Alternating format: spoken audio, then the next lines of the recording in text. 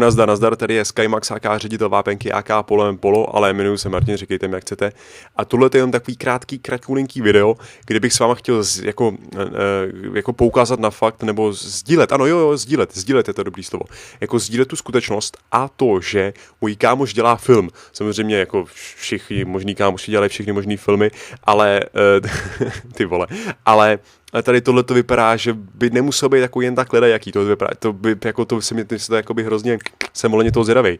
Je to jeho absolventský film, už 3. rokem totiž studuje režii a scenaristiku na FAMO, což je Filmová akademie Miroslava Ondříčka v Písku.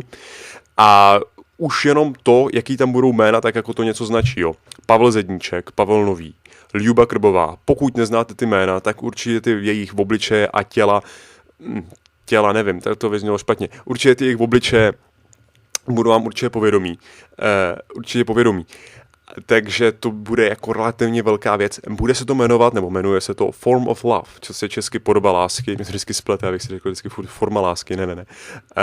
Což samozřejmě, ježišmarja, o lásce toho Uštuna. Ne, ale právě kvůli tomu, že to je o lásce toho Uštuna, tak já jsem hrozně zvědavý, jak to prostě udělá, protože ten námět se mi hrozně líbí. Schválně jsem si nečetl ten konec, protože jsem zvědavý, jak to dopadne.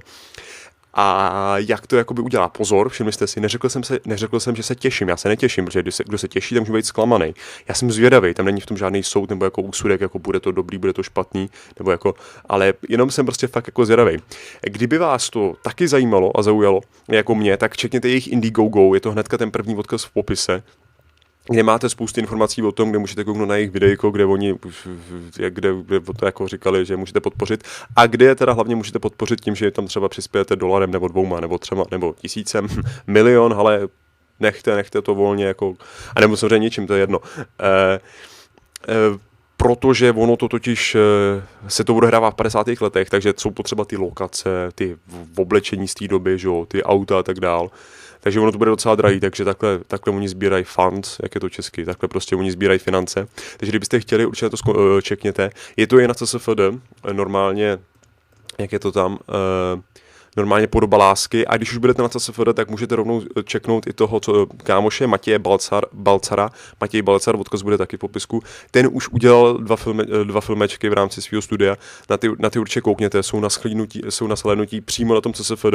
Podivnej flám je takový, ale marnost nade vše je takový jako docela marnivý, jako taková dobrá kravinka.